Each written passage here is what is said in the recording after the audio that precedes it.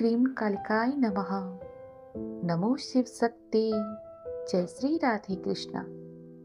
जय माता दी। आप सभी कैसे हैं? उम्मीद करती हूँ आप सभी स्वस्थ होंगे।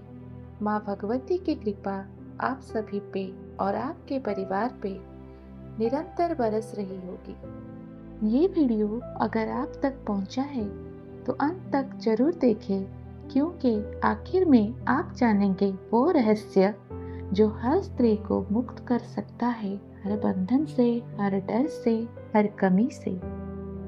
क्या आपने कभी ऐसा महसूस किया है कि आपका कोई हिस्सा अभी भी अनयूज्ड है, जिसे आपने अभी तक कभी इस्तेमाल ना किया हो?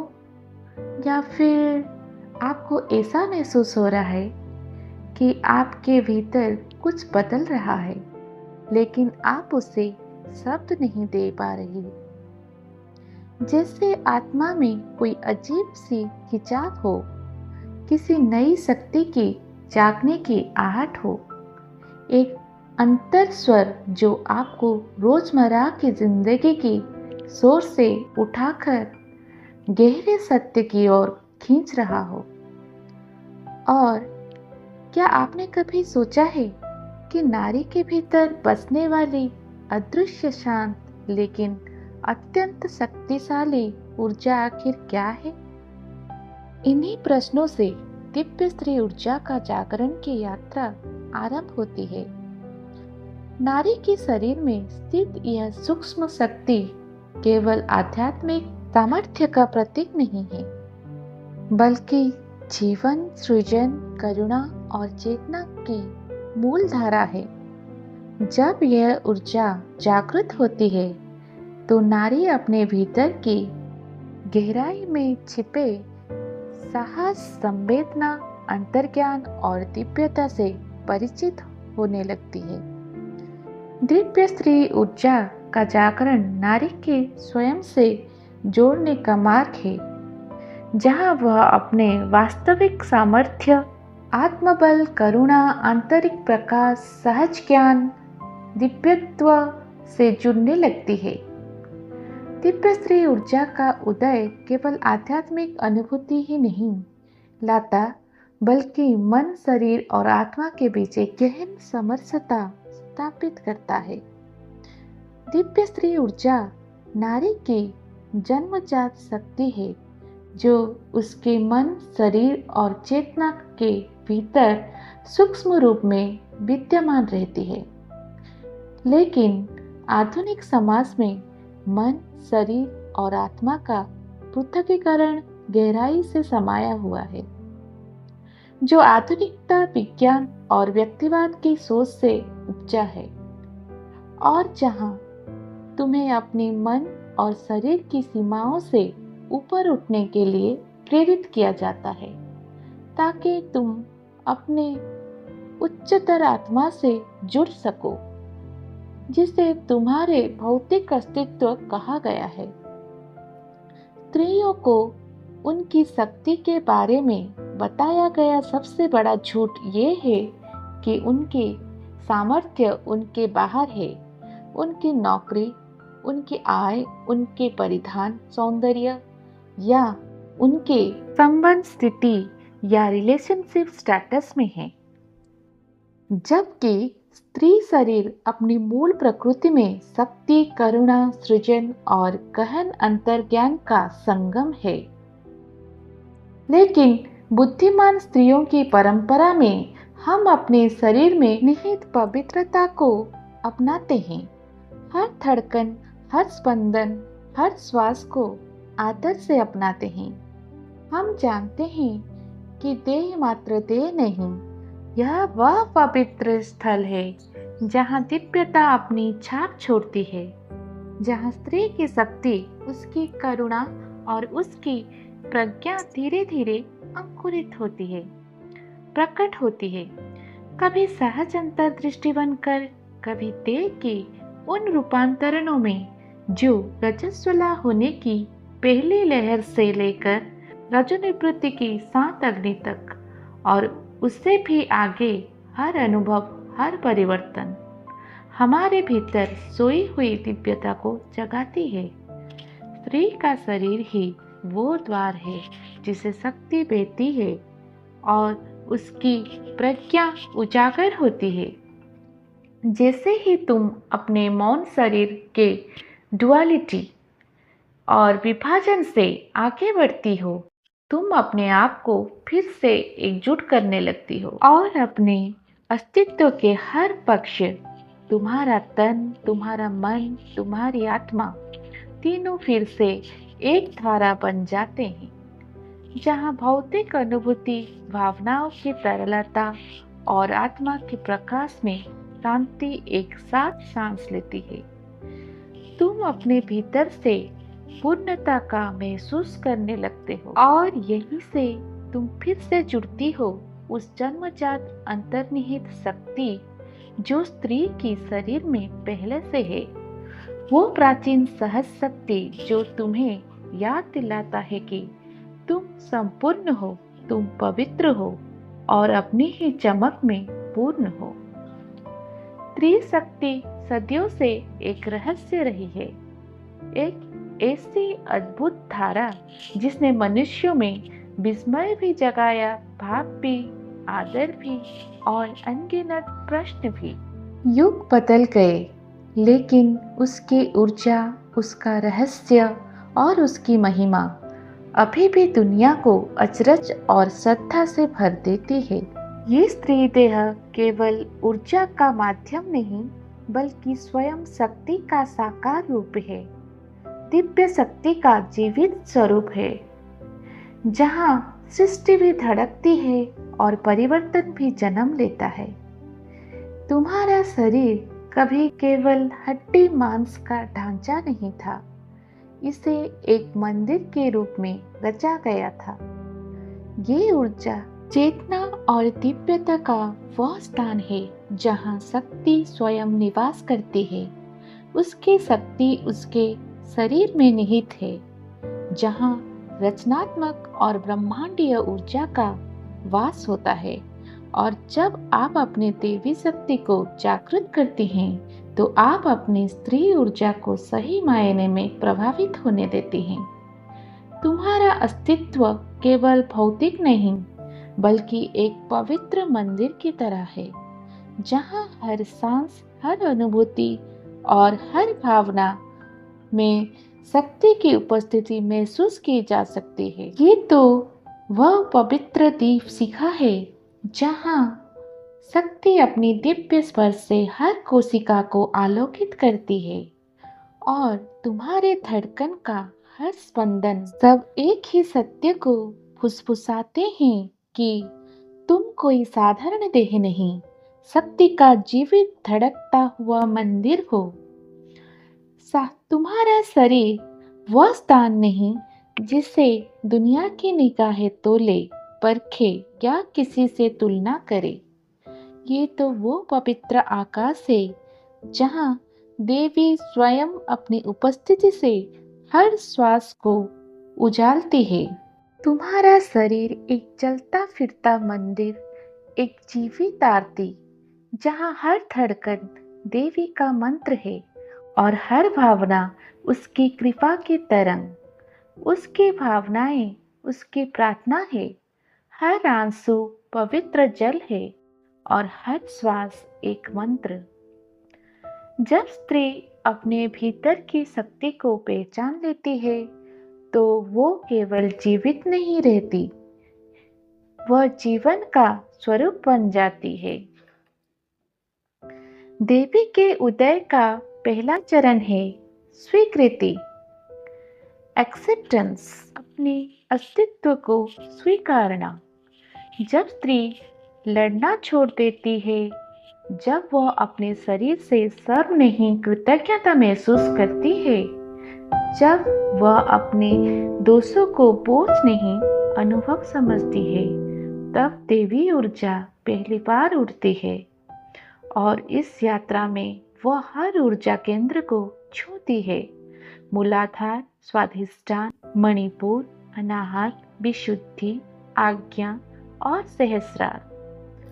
हर केंद्र पर वह एक गांठ खोलती है, एक भ्रम मिटाती है, एक भय जलाती है। मूलाधार में वो तुम्हें सुरक्षा देती है, ये बताती है कि तुम धरती से जुड़ी हो, तुम यहाँ डरने नहीं, जीने आई हो। जब देवी मूलाधार में होती है, स्त्री के भीतर एक गहरी, स्थिर, पृथ्वी जैसी शक्ति जागृत होती है। जैसे धरती में बीज अंकुरित होते हैं, उसी तरह स्त्री के भीतर सृजन, धैर्य और जीवन की जड़ें मजबूत होती हैं। ये वो बिंदु है जहाँ स्त्री अपने भीतर ये अनुभूति करती है, मैं यहाँ हूँ, पूर्ण हूँ, सुरक्षित हूँ।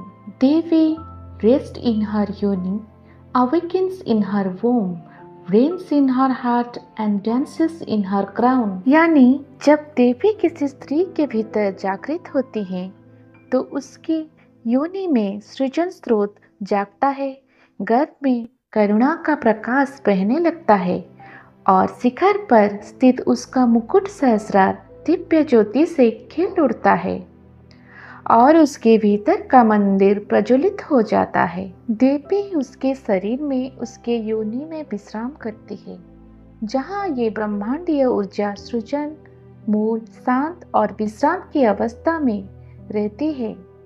ये वो सुप्त ऊर्जा है जो प्रकट होने से पहले विश्राम करती है। ये वही अवस्था है जब प्रकृति विश्राम करती है, जब नदियाँ अपने प्रवाह को धीमा कर लेती है। ये वही क्षण है एक स्त्री का रजस्वला काल, जब सब कुछ उसके भीतर समा जाता है ताकि फिर से नया बन सके। और कई संस्कृतियों में इसे देवी का समय भी कहा गया है। इस दौरान उसका अवचेतन मन खुल जाता है, वो अधिक सहजता से अंतर्ज्ञान को ग्रहण कर सकती है। उसके हार्मोनल बदलाव उसे भावनात्मक और मानसिक रूप से अधिक संवेदनशील बना देती है। और अगर वो इस संवेदनशीलता को ना दबाए, तो ये शक्ति उसे कलाकार, साधिका और ज्ञानी बना सकती है। योनि यहाँ केवल एक शारीरिक अंग नहीं, बल्कि प्रतीक है उस मूल ऊर्जा का जहाँ जीवन की जड़ें हैं। तांत्रिक और आध्यात्मिक मान्यताओं के अनुसार स्त्री के शरीर का पहला शक्ति केंद्र योनि को माना जाता है, जो सृजन, प्रजनन और कुंडलिनी शक्ति का आधार है, जो सृष्टि और साधना का मुख्य द्वार है, जिसे आंतरिक ऊर्जा यानी प्राण प्रभावित होती है। पर क्या देवी उस योनि में विराज सकती है जहाँ भय हो, लज्जा हो, क्रोध हो या पीढ़ियों से संचित आकांक्षाओं का बोझ? इसलिए योनि को मुक्त करना होगा। उसे भय, लज्जा और क्रोध का अंधेरा त्यागना होगा। अपनी थमी हुई पीड़ाएं बहा देनी होगी, तभी शक्ति वहां गहरी सांस लेकर विश्राम कर सकेगी। देवी जो शक्ति, करुणा और सृजन की ज्योति है, वही तभी खिलती है जब भीतर का स्थान हल्का, मुक्त और शांत हो। अगर उसमें भय, शर्म और क्रोध की ज्वालाएं भरी हो, तो दिव्यता वहां ठहर नहीं पाती। स्वाधिष्ठान में वह तुम्हें सृजन शक्ति देती है। तुम्हारा आकर्षण, तुम्हारा रस, तुम्हारी त्रैणता यही खिलती है। योनि के विश्रांति से ही देवी गर्भ में उठती है। यही देवी की चेतना प्रथम बार जागती है। स्त्री का गर्भ सृजन का वो पवित्र केंद्र है, वह स्थान जहाँ जीवन, शक्ति और जागरण एक दूसरे में घुलकर नया रूप लेते हैं। उसका गर्भ ब्रह्मांड और सभी जीवन के जन्म का प्रतीक है। और जब शुद्ध शक्तियाँ सक्रिय होती है, तो वो सृष्टि के निर्माण के लिए तैयार होती है। प्राचीन शक्ति स्त्रोत में कहा गया है कि त्रय देवः त्रय प्राणः अर्थात स्त्री ही दिव्यता का रूप है और स्त्री ही जीवन का मूल प्राण यानी जीवन का मूल स्रोत है। सृजन, चेतना और प्राण तीनों का मूल स्त्री शक्ति है। स्त्री देह की क्षमता केवल देह की नहीं, क्योंकि वो गर्भधारण के समय एक से अधिक आत्माओं को अपने भीतर कोमलता से थाम सकती है। रजस्वला काल में वह अपने पुराने बोझों, दबी पीड़ाएं और कर्मों के सूक्ष्म धूल को धोती चलती है, मानो भीतर का कोई नदी तट साफ हो रहा हो और उसका गर्भ स्वयं जीवन का द्वार है, जहां अस्तित्व अंधकार से प्रकाश की ओर अपना पहला कदम रखता है। पर जागरण के लिए प्रकाश चाहिए, और वो कोख या गर्भ जो दबी इच्छाएं, अकेली अनसुनी दुखों से भरी हो या फिर पुराने असुरक्षाएं हो। इस पवित्र स्थान के अंधकार में देवी की दीप्ति कभी खिल नहीं पाती। देवी तभी पूर्ण रूप से जागती है जब गर्भ स्वयं प्रकाश का पात्र बन जाए, जहाँ छाया भी अपनी जगह पाकर समग्रता में रंगी जाए। जब स्त्री अपने भीतर की हर लहर, चाहे उजली हो या धुंधली, उसको स्वीकार कर ले, क्योंकि पूर्णता वहीं जन्म लेती है जहाँ छाया भी प्रेम से स्पर्शित होती है। मणिपुर में वो तुम्हें साहस देती है, ये बताती है कि सौंदर्य का अर्थ कमजोरी नहीं बल्कि सौम्य शक्ति है। मणिपुर नाभि के पास चमकता हुआ अग्नि का सूर्य जब देवी वहां होती है तो स्त्री की आत्मा में स्वर्णिम दीप्ति बरसती है। वह पहले जैसी नहीं रहती है, उसके कदमों में दृढ़ता आ जाती है, उसके आवाज में अड़िग सत्य और उसकी आंखों में अपनी पहचान की आंच। अब वह झुकती नहीं, वह अपनी सीमा खुद बनाती है, खुद को खोए बिना किसी को अपनाती है और अपनी ऊर्जा का केंद्र खुद तय करती है। मणिपुर की जागृति उसके भीतर स्वाभिमान, आत्मविश्वास और संकल्प की ज्वाला जला देती है। वो अब मनाती नहीं, वो निर्णय लेती है। वो सहती नहीं, वो बदल देती है। और सबसे अद्भुत बात, उसका हृदय कठोर नहीं होता, बस उसकी कोमलता अब कमजोरी नहीं, शक्ति बन जाती है। हृदय या अनाहत चक्र में देवी प्रेम जगाती है, जहाँ तुम खुद को और जगत को क्षमा करना सीखती हो। यहाँ जब देवी उठती है तो हृदय फूल की तरह खिलता है। भीतर का प्रेम अनाहत नाद बनकर फैलने लगता है। यहीं पर देवी सिंहासन पर विराजती है और हृदय तब सिंहासन बन जाए जब वो प्रेम से भर जाए, जब उसमें प्रेम की समृद्धि, आनंद और पूर्णता का विस्तार हो। और ये संपन्नता तब जन्म लेती है जब मन स्वयं को संपूर्ण मान ले। उसका सौंदर्य कोमल हो जाता है पर दुर्बल नहीं। उसके आंखों में करुणा आती है पर असहायता नहीं। उसके चाल में विनम्रता आती है पर उसमें आत्मविश्वास झलकता है। लेकिन जहाँ अभाव का साया हो वहाँ देवी नहीं ठहरती, क्योंकि अभाव उस वृक्ष जैसा है जिसके जड़ें प्रेम, विश्वास और स्वीकृति से कट गई हो। ऐसी भूमि पर देवी ठहर नहीं सकती, क्योंकि उसका आसन पूर्णता से ही बनता है। और ये पूर्णता क्या है? ये धन या वस्तुओं का नहीं, आत्मा की संपन्नता है।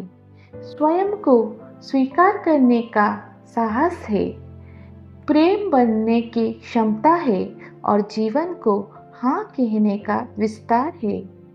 देवी अनाहत के सिंहासन पर बैठकर केवल देती ही नहीं, सेवा पाती भी है, क्योंकि उसके भीतर पूर्णता का स्रोत बहता है। पर अधिकांश स्त्रियां सेवा करती है जरूरत से, उस रिक्तता से जो कोई भर दे, इस मौन चाह में दबी हुई। वो सेवा को अपने भीतर की कमी भरने का मार्ग बना लेती है। वे देती है ताकि स्वीकार की जाए। वे समर्पित होती हैं ताकि अकेलापन मिटे। वे रसती हैं ताकि भीतर का शून्य भरे। जबकि देवी की सेवा पूर्णता का प्रसाद है और ऐसी स्त्रियों की सेवा अक्सर पूर्णता की खोज। जब देवी हृदय के सिंहासन पर विराजती है, तब स्त्री का सौंदर्य केवल बाहरी रूप नहीं रहता, वो भीतर से बाहर की ओर बहता है। तुम्हारी चेतना और ऊर्जा के आलिंगन से जब देवी उठती है तो उसका सौंदर्य रूपांतरण हो जाता है। लोग तुम्हारे चेहरे को देखते हैं लेकिन ये समझ नहीं पाते जो चमक वो देख रहे हैं वो किसी रोशनी की नहीं, बल्कि तुम्हारे भीतर सूर्य और चंद्र, शिव और शक्ति के मिलन से जन्मता प्रेम से है। उसकी आंखें अब केवल देखने के लिए नहीं होती, वो दर्पण बन जाता है। उसमें देखने वाला खुद को पहचानता है। उसकी मुस्कान अब केवल सजावट नहीं होती, वह अब आशीर्वाद बन जाती है। उसके कदमों की चाल में अब दिखावट नहीं बल्कि ब्रह्मांड की लय होती है। उसका सौंदर्य स्थायी होता है क्योंकि वो भीतर की शांति से जन्मा है और उसके अंदर देवी हर सांस में नृत्य कर रही है। ये नृत्य ही सौंदर्य है, अदृश्य, अव्यक्त पर अनुभव योग्य। जितनी बार तुम अपने भीतर लौटती हो उतनी बार तुम्हारी ऊर्जा निर्मल होती जाती है और यही निर्मलता तुम्हारे सौंदर्य में बदलती जाती है। देवी जब अनाहत के सिंहासन पर विराजमान होती है, स्त्री का सौंदर्य कोमल हो जाता है पर दुर्बल नहीं। उसकी आंखों में करुणा आती है पर असहायता नहीं। उसकी चाल में विनम्रता आती है पर उसमें आत्मविश्वास झलकता है। हृदय के पास जब ये ऊर्जा कण तक पहुंचती है तब सौंदर्य का रूप बदल जाता है। अब वह मौन नहीं रहती, शब्दों में, स्वर में। अब वह तुम्हारे वाणी में उतरना चाहती है। विशुद्धि में वह तुम्हारे स्वर खोलती है। तुम बोलना नहीं, गूंजना सीखती हो। उसके शब्दों में अब किसी के लिए चोट नहीं, उपचार होता है। वह किसी को नीचा दिखाने के लिए नहीं बोलती, वह सृजन करने के लिए बोलती है। उसकी आवाज अब सुनाई नहीं देती, महसूस होती है। जो सुनता है वह भीतर से थोड़ा हल्का हो जाता है। आज्ञा में वो तुम्हें दृष्टि देती है, बिना आंखों के देखने की क्षमता। अब उसकी दृष्टि केवल बाहरी नहीं, अंतर्दृष्टि बन जाती है। वो दूसरों को देखती नहीं, उन्हें समझती है। उसकी आंखों में अब सजावट नहीं, अनुभव की चमक दिखती है। अंत में सहस्रार चक्र तक पहुंचते पहुंचते देवी की ऊर्जा ज्ञान का रूप ले लेती है और वह नृत्य करने लगती है। ये नृत्य किसी शरीर का नहीं, ये आत्मा का नृत्य है, जहाँ प्रत्येक कोशिका प्रकाश बनकर घूमती है, मुक्त, उज्जवल, अनंत। अब जब ये ऊर्जा सहस्रार तक पहुंच जाती है तो सब कुछ मौन हो जाता है। वो अब किसी शरीर, किसी रूप, किसी भाषा की नहीं रहती, वह केवल अस्तित्व बन जाती है। उसी क्षण स्त्री जान जाती है कि जो प्रकाश वो दूसरों में देखती थी वो सदा से उसके भीतर था। उसका चेहरा शांत होता है पर उसमें अनंत ब्रह्मांड की झिलमिलाहट बस जाती है। ये वही क्षण है जब स्त्री स्वयं देवी बन जाती है। ये जागरण धीरे धीरे उसके पूरे जीवन को बदल देता है। वह किसी को समझने की कोशिश नहीं करती, लेकिन उसका मौन ही उत्तर बन जाता है।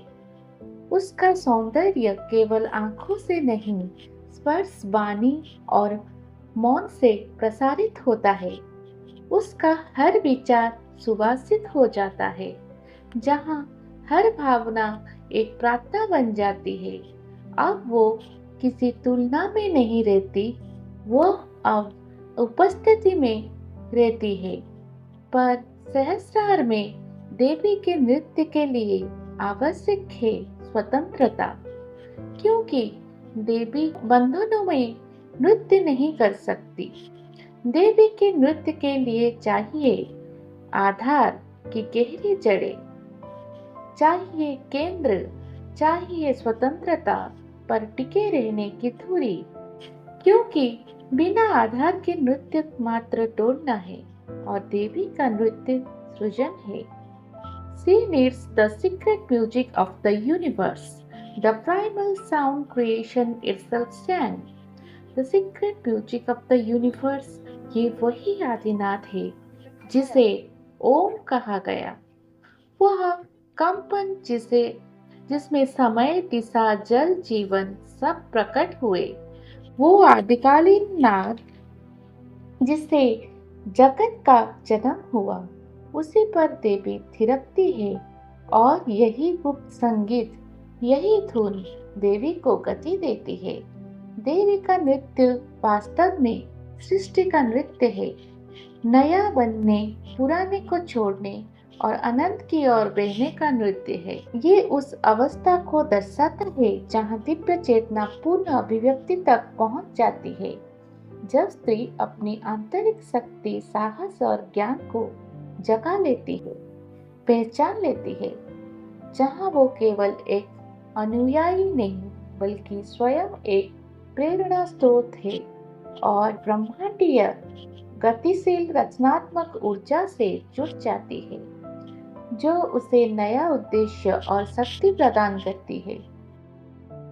ये उसके सहस्रार में शिव और शक्ति के नृत्य का प्रतीक भी है, जो चेतना और ऊर्जा के बीच संतुलन को भी दर्शाता है। एक स्त्री जब पूरी तरह से अपनी शक्ति को अपना लेती है, तो वो अपने भीतर स्त्री और पुरुष ऊर्जा को संतुलित कर लेती है और वो एक शक्तिशाली स्त्री बन जाती है, जो अपने सीमित पहचान से परे होके अपने असीमित क्षमताओं को प्राप्त कर लेती है। वो जीवन को पूरी तरह से जी रही होती है और उसकी उपस्थिति दूसरों में भी बदलाव लाती है। जब तुम्हारे भीतर की देवी नीचे से ऊपर की ओर से शांति से उठती है, तो तुम्हारे आसपास का वातावरण भी बदल जाता है। लोग तुम्हारे पास आकर सुकून महसूस करते हैं, तुम्हारी बातें उन्हें शांति देती है, तुम्हारा मौन उन्हें आश्वासन देता है। यही है स्त्री की वह आभा जिसे संस्कृत में तेजस्विनी कहा गया है। तो सोचिए, उसका मुकुट। यदि तुम भय, उलझन, अत्यधिक विचारों के कोलाहल, स्वयं और दूसरों के भ्रांति से अवरोधित रखोगे, तो क्या वो देवी स्वतंत्रता से नृत्य कर पाएगी? जब मौन भय से भारी हो जाता है, जब विचारों का शोर मौन का शांति छीन लेता है, तुम्हारे भीतर की देवी, जो प्रज्ञा, करुणा और शांति है, अपने सिंहासन तक पहुंचने में कठिनाई महसूस करती है। देवी का मुकुट तुम्हारी चेतना का शिखर है।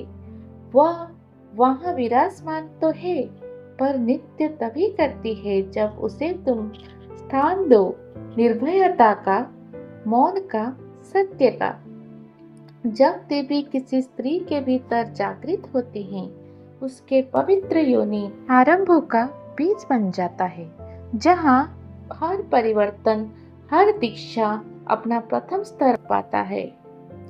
उसका गर्व संभावनाओं का द्वार, जिसे अनगिनत रूपों में जीवन और सृजन दुनिया में उतरती है। उसका प्रेम निस्वार्थ प्रेम और समृद्धि का साम्राज्य, जहाँ करुणा दया अनंत बनी रहती है। और उसका सहस्रार अदृश्य ज्ञान का गीत मौन में भी गाता है। ऐसी ध्वनि गूंजती है जो ब्रह्मांड के रहस्य को खोल देती है। रात में जब तुम अकेले ध्यान में बैठती हो तो अपने भीतर उस प्रकाश को महसूस करो। रीढ़ के मूल में एक हल्की गर्मी उठती है जो ऊपर की ओर बढ़ती है। उस गर्मी को भय मत करो। ये ताप दाह नहीं, शुद्धि है। ना उसे रोको, ना दिशा बदलो, सिर्फ साक्षी बनो। श्वास के साथ उसे ऊपर बहने दो, मूल से हृदय तक, हृदय से कंठ तक, और अनंत शिखर में विलीन होने दो। जहाँ वह पहुँचे वहाँ प्रकाश हो, वहाँ मौन हो।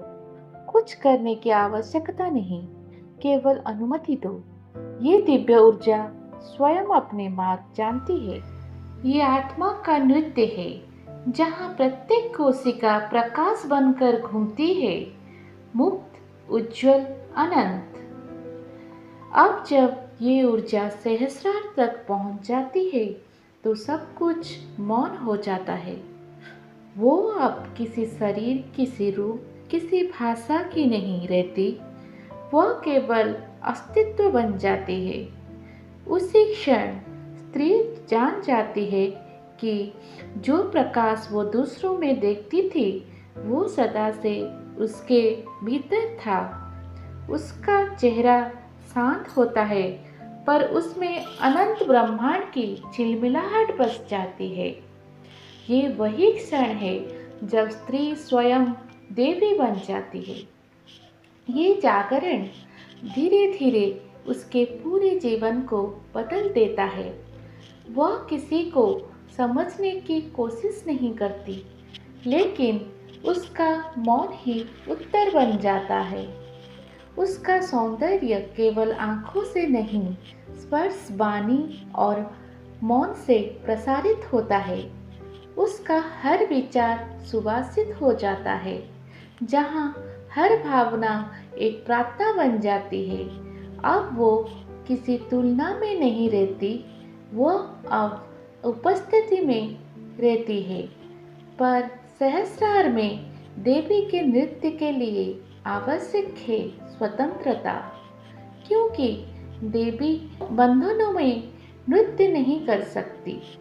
देवी के नृत्य के लिए चाहिए आधार की गहरी जड़ें, चाहिए केंद्र, चाहिए स्वतंत्रता पर टिके रहने की धुरी, क्योंकि बिना आधार के नृत्य मात्र डोलना है और देवी का नृत्य सृजन है।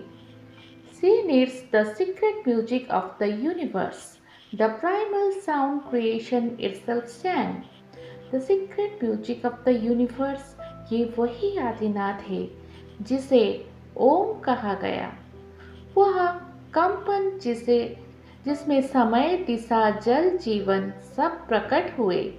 वो आदिकालीन नाद जिससे जगत का जन्म हुआ, उसी पर देवी थिरकती है। और यही गुप्त संगीत, यही धुन देवी को गति देती है। देवी का नृत्य वास्तव में सृष्टि का नृत्य है, नया बनने, पुराने को छोड़ने और अनंत की ओर बहने का नृत्य है। ये उस अवस्था को दर्शाता है जहाँ दिव्य चेतना पूर्ण अभिव्यक्ति तक पहुँच जाती है, जब स्त्री अपनी आंतरिक शक्ति, साहस और ज्ञान को जगा लेती है, पहचान लेती है। जहाँ वो केवल एक अनुयायी नहीं बल्कि स्वयं एक प्रेरणा स्रोत है और ब्रह्मांडीय गतिशील रचनात्मक ऊर्जा से जुड़ जाती है, जो उसे नया उद्देश्य और शक्ति प्रदान करती है। ये उसके सहस्रार में शिव और शक्ति के नृत्य का प्रतीक भी है, जो चेतना और ऊर्जा के बीच संतुलन को भी दर्शाता है। एक स्त्री जब पूरी तरह से अपनी शक्ति को अपना लेती है तो वो अपने भीतर स्त्री और पुरुष ऊर्जा को संतुलित कर लेती है और वो एक शक्तिशाली स्त्री बन जाती है, जो अपने सीमित पहचान से परे होके अपनी असीमित क्षमताओं को प्राप्त कर लेती है। वो जीवन को पूरी तरह से जी रही होती है और उसकी उपस्थिति दूसरों में भी बदलाव लाती है। जब तुम्हारे भीतर की देवी नीचे से ऊपर की ओर से शांति से उठती है तो तुम्हारे आसपास का वातावरण भी बदल जाता है। लोग तुम्हारे पास आकर सुकून महसूस करते हैं। तुम्हारी बातें उन्हें शांति देती है। तुम्हारा मौन उन्हें आश्वासन देता है। यही है स्त्री की वह आभा जिसे संस्कृत में तेजस्विनी कहा गया है। तो सोचिए, उसका मुकुट। यदि तुम भय, उलझन, अत्यधिक विचारों के कोलाहल, स्वयं और दूसरों के भ्रांति से अवरोधित रखोगे तो क्या वो देवी स्वतंत्रता से नृत्य कर पाएगी? जब मौन भय से भारी हो जाता है, जब विचारों का शोर मौन का शांति छीन लेता है, तुम्हारे भीतर की देवी जो प्रज्ञा, करुणा और शांति है, अपने सिंहासन तक पहुंचने में कठिनाई महसूस करती है। देवी का मुकुट तुम्हारी चेतना का शिखर है। वह वहाँ विराजमान तो है, पर नृत्य तभी करती है जब उसे तुम स्थान दो, निर्भयता का, मौन का, सत्य का। जब देवी किसी स्त्री के भीतर जागृत होती हैं, उसके पवित्र योनि आरंभों का बीज बन जाता है, जहाँ हर परिवर्तन, हर दीक्षा अपना प्रथम स्तर पाता है। उसका गर्भ संभावनाओं का द्वार, जिसे अनगिनत रूपों में जीवन और सृजन दुनिया में उतरती है। उसका प्रेम निस्वार्थ प्रेम और समृद्धि का साम्राज्य, जहाँ करुणा दया अनंत बनी रहती है, और उसका सहस्रार अदृश्य ज्ञान का गीत मौन में भी गाता है। ऐसी ध्वनि गूंजती है जो ब्रह्मांड के रहस्य को खोल देती है। रात में जब तुम अकेले ध्यान में बैठती हो तो अपने भीतर उस प्रकाश को महसूस करो। रीढ़ के मूल में एक हल्की गर्मी उठती है जो ऊपर की ओर बढ़ती है। उस गर्मी को भय मत करो, वो तुम्हारे भीतर की देवी के स्पर्श है। उसे रोकना मत, उसे बहने दो। वो तुम्हें याद दिलाने आई है कि तुम वही हो जिसे ये सृष्टि खिली है। और जब अगली सुबह तुम जागोगे तो तुम्हारा चेहरा वही होगा, पर उसमें कुछ बदला होगा। तुम्हारे चारों ओर का प्रकाश तुम्हें अलग लगेगा। दुनिया वही होगी, पर उसमें कुछ बदला होगा। तुम अब दूसरों में कमी नहीं, केवल संभावनाएं देखोगे। यही है जागी हुई स्त्री, जो खुद को नहीं, पूरे अस्तित्व को सुंदर बना देती है। शक्ति में उठती है, जागती है देवी। ये ना किसी से तुलना की बात है, ना किसी प्रतिस्पर्धा की। ये तो उस ऊर्जा का खिलना है जो तुम्हारे भीतर सदा सोई हुई थी। ये तो उस दिव्य शक्ति का पूर्ण अवतरण है जो एक स्त्री के भीतर स्वयं की संपूर्णता में खड़ी होती है। तुम्हारे भीतर जो शक्ति सोई हुई है, वह स्वयं में ब्रह्मांड है। देवी का उदय जीवन के हर चरण में हो सकता है, दर्द में, प्रेम में, संघर्ष में, या फिर ध्यान की शांति में। ये उस स्त्री का स्वयं से मिलन है जिस दिन वह अपने भीतर की शक्ति को पहचानती है, और पहचानती ही नहीं बल्कि उसे जीना भी शुरू कर देती है, पर हमने अपनी ही तन पर संशय करना सीख गए हैं। उसे बस सौंदर्य की वस्तु, बस सुख का साधन मान बैठे हैं। हमने उसके स्वरूप को इतना तोल तोल कर देखा है कि उसकी सच्ची शक्ति, उसकी सच्ची गरिमा को भूल गए हैं। तो अगली बार जब दर्पण में अपना चेहरा देखो तो उस उजास को पहचानना, वह तुम्हारे भीतर जागृत देवी की आभा है। वह मौन स्वर में कहती है, तुम वही सौंदर्य हो जिसे तुम बाहर खोजती रही। अब अपनी हथेली जोड़ो, गहरी सांस लो और कहो, मैं दिव्य प्रेम और प्रकाश का पात्र हूँ। मुझे अपने अंतरात्मा के आवाज पर पूरा भरोसा है। मुझे जो भी आशीर्वाद प्राप्त होते हैं, मैं इन सभी का पात्र हूँ। मेरा सौंदर्य मेरे भीतर है, मेरी ऊर्जा मेरी पहचान है। मैं अपने शरीर को एक पवित्र मंदिर के रूप में सम्मान देती हूँ। मैं अपने वास्तविकता का स्वयं निर्माता हूँ। मैं सहजता और शालीनता के साथ अपनी दिव्य स्त्री ऊर्जा को अपनाती हूँ।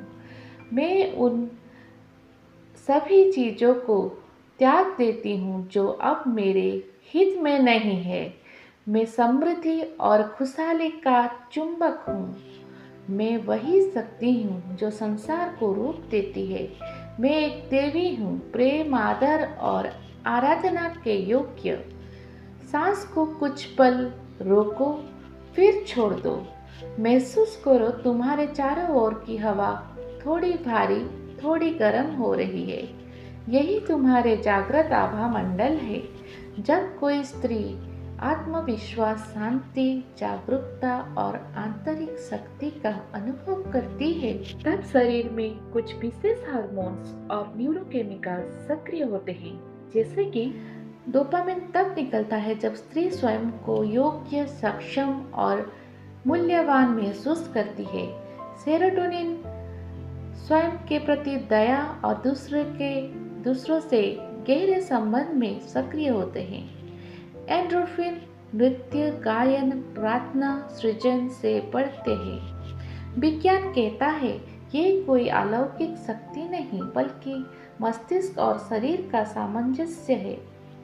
नारी जीवन की सहज रचना है। वह सृजन, करुणा और संतुलन की वह ज्योति है जो जीवन को जन्म देती है। संघर्ष में भी सौम्यता रखती है और अंधकार में आशा की दीप जलाती है। वो देवी ऊर्जा की जीवंत अभिव्यक्ति है। वह शरीर नहीं, वो अविनाशी प्रकाश है। समय की रेखा से परे, शब्दों के सीमाओं से परे। वो शक्ति है, वो संतुलन है, वो जीवन की स्वयं की अभिव्यक्ति है। सृजन, संतुलन और अनंत प्रेम की झलक। आप सभी से विनम्र निवेदन करती हूँ, अगर मेरी ये वीडियो आपको अच्छी लगी हो, प्लीज़ मेरे चैनल को सब्सक्राइब कीजिए और इस वीडियो को लाइक शेयर जरूर कीजिए। और जो भी लोग मेरे इस चैनल में पहली बार आए हैं या मेरे चैनल के सब्सक्राइबर्स हैं, उनका बहुत बहुत धन्यवाद।